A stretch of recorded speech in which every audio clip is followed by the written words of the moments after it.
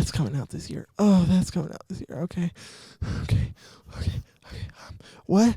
Yeah, What? you see it more as like an obligation to keep up, like, but it's getting harder and harder to keep up.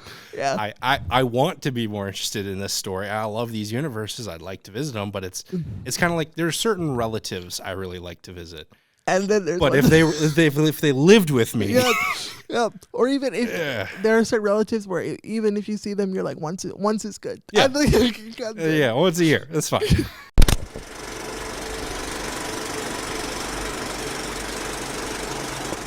Hello and welcome to another edition of Popcorn Bucket List. Ryan has gone missing again.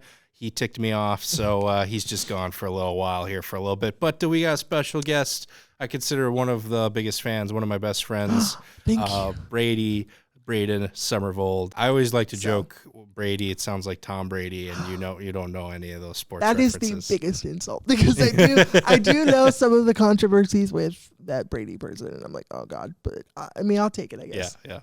This is maybe just my way of shamelessly plugging Sports Ball, the projects we've done with it before. So shameless plug right there. But let's get into some movie talk here this week. Kind of the breaking news at the time we recorded this here, so it might be a little out of date. Maybe some more information will come out. But I like to call this the Effects of VFX. Oh, God. Hey, come on. I worked like all afternoon on that title. Come on. Like an hour? Like 10 minutes. Anyways, so basically an article came out saying that VFX workers who specifically have been working on Marvel projects have been complaining about the working conditions. Mm-hmm. One of the things I think people have been talking about Marvel movies for the past how many years, one of their weakest links has been the visual effects. Now it's starting to kind of make a little bit more sense. Yeah, I mean, that wasn't something that I super noticed. I just always thought it was the limitations of the CGI, even as big as Marvel is. I think when you use CGI and like non-practical things, I think it's going to look like Uncanny Valley regardless. I haven't noticed it as much as most people, but there have been moments where I'm kind of like, okay, we maybe could have spent a little bit more time on this. And hearing some of the complaints from the visual effects workers, that's kind of the thing they've been talking about. Yeah. They've been really pressed for time. Budgets have been cut, all that. Yeah. And, it's making – some people have been claiming it's been making people leave the industry entirely. It's gotten so bad. Yeah. I read an article on the Independent specifically where the person talked about that. And then – because I thought it was interesting, there were like a bunch of reviews on Indeed. And it looked like – for every I corroborate what those VFX people are saying, it sounded like there were allegedly, it looked like there were a bunch of company people under there being like, no, it's great, we love it here, we're definitely not held hostage in the office and told we can never leave or see our families or go to the bathroom, we're fine, we're good. I wonder if you look at some of those Reddit posts, if there's some sort of coded message or something like that, where if you add a cipher, it's please help, send food to this address or something like that. Well, and it's just, I wouldn't be surprised, because as much as I love Marvel, it is a very huge company, and when you are talking about companies, you're talking about making money first and foremost, so I wouldn't be surprised. Speaking of Disney, they have not really commented. Many doubt they ever will, but talking about such a big company, unfortunately it is a business to make money, but still, it's not like they're short on things. A lot of these movies are making millions and billions of dollars. I don't get why they can't just hire some more people. Because it looks like we were talking before, the market is so saturated right now. There's so many coming out. Yeah. I get it. The time constraint may not be something they can solve, but adding more people to lessen the load seems like it would at least be somewhat of a solution. I would say with the rate that they are turning these properties out, I would say they could, but we also know, realistically, they're not going to, because the optimist in me, the happy-go-lucky Nick, says, just hire more people. That'll solve it. The realist in me is nothing's going to change. The realist in me is they are willingly not addressing this because they don't have to.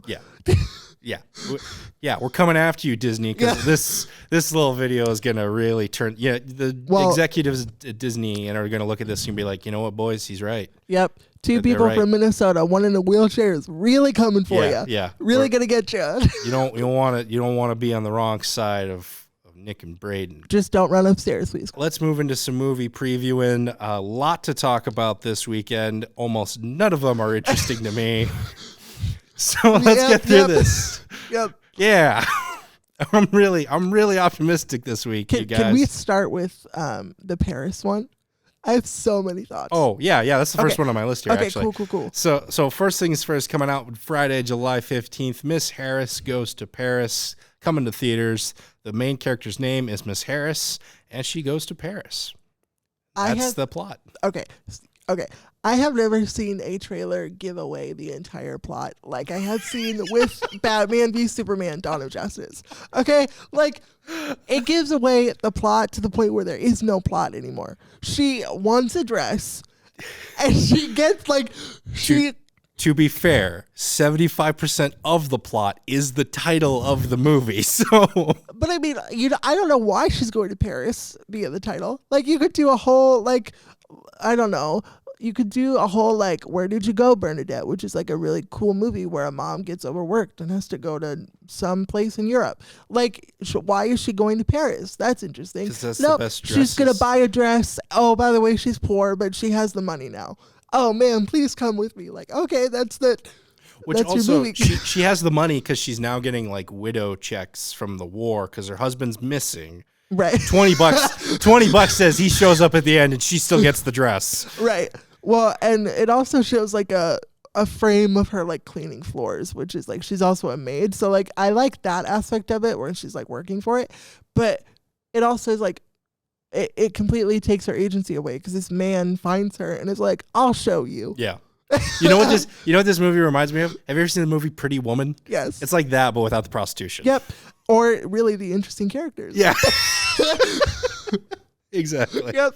All right. Yeah. Well, we pretty much just gave that movie all away, but in fairness, so did the title. Yep. So, also coming out that weekend, Paws of Fury, Legend of Hank, coming out in theaters as well. An animated movie about an old kung fu master who trains someone who is the least likely of heroes to defeat a cat. Oh, wait. Hold up. I think I actually got my notes mixed up with Kung Fu Panda. No, that's this movie as well. Yep. Animated movie where, tries to take down a cat overlord through Kung Fu. I will say, one positive, I'm glad Michael Cera's getting work because I missed him. I did too. You know what? Yeah. I did too a little bit. I agree with you on the Michael Cera thing. I don't know if a movie trailer's made me roll my eyes more than this one.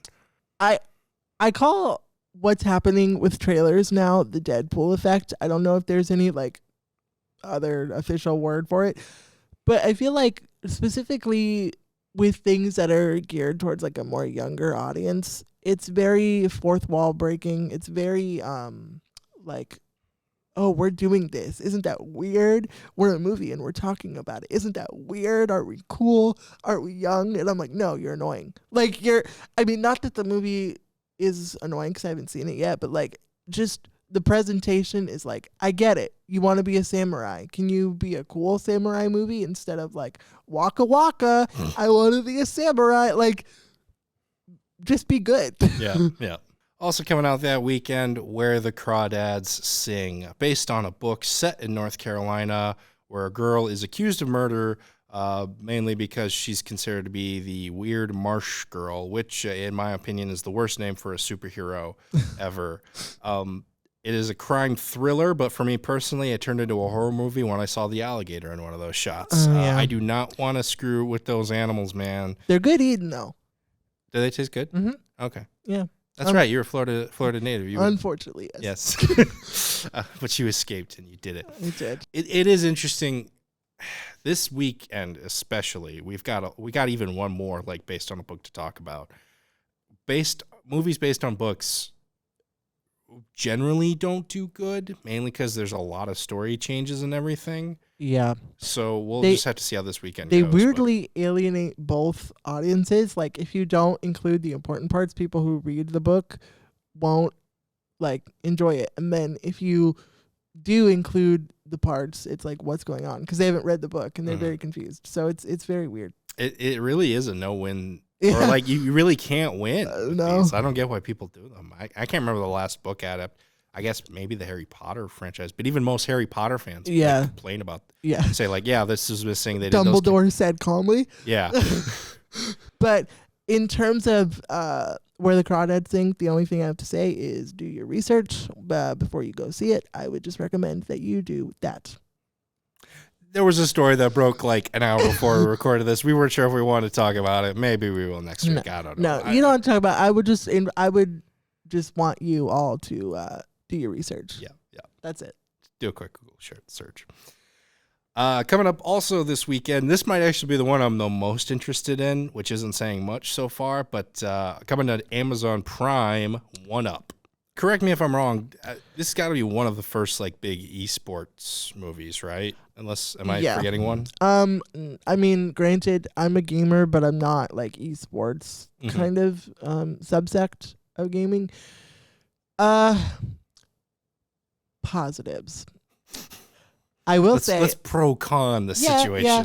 I'm feeling more happier today, so let's start with positives. I think it is a huge plus to start talking about the way that specifically women are treated in the gaming spaces, because let me tell you, not great, Bob. I will say, since it is rated R, because you told me while we were watching the trailer that it was rated R, I wish it took it a bit more seriously. I understand that like it doesn't need to be a dramedy, but like I feel like treating the male characters like making fun of her, like, ooh, you're a girl.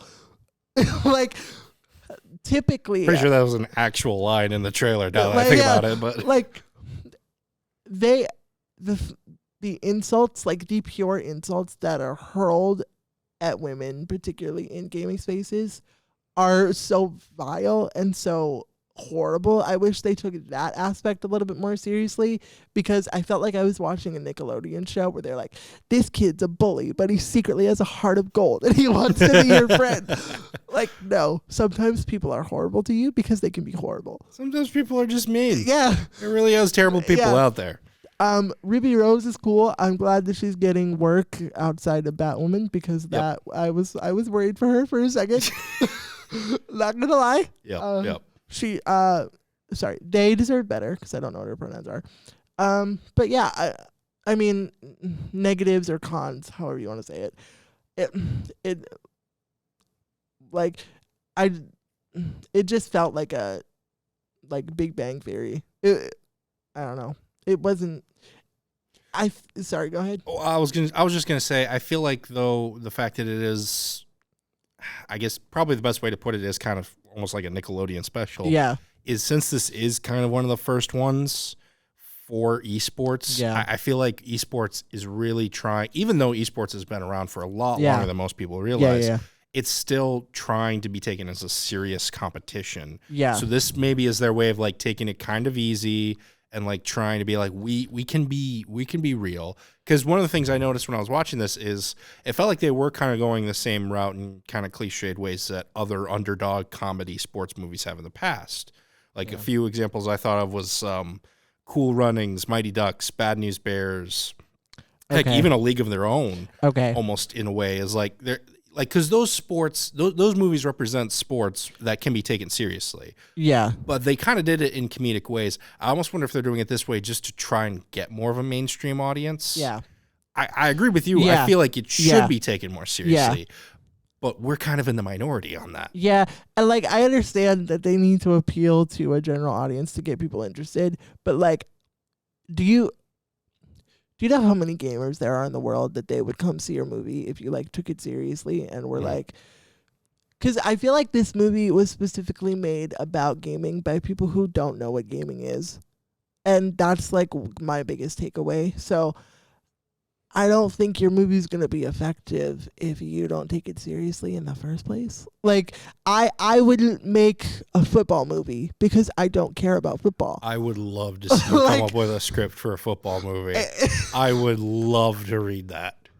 Touch goal. Like, we would have to correct a few terms, but I still think I would love to see the story you'd come up with for that. No, thank you. Also coming out on Amazon Prime, Don't Make Me Go, a road trip movie between a father and daughter duo. The father is diagnosed with a brain tumor and disguises this road trip to the operation to hopefully cure him as kind of bonding time between him and his daughter. I don't know. I think it's pretty sweet, but it's nothing like terribly revolutionary, I would say, as far as movie making goes. There's nothing new here. You are being so kind, and I appreciate it. It's mainly because I like John Cho, I guess. I think he's not like a great actor, but he's good in most things he's in, especially smaller stuff like this, I feel like. Okay. Have you said everything you needed to say? I'm gonna, yeah, pretty much. Okay.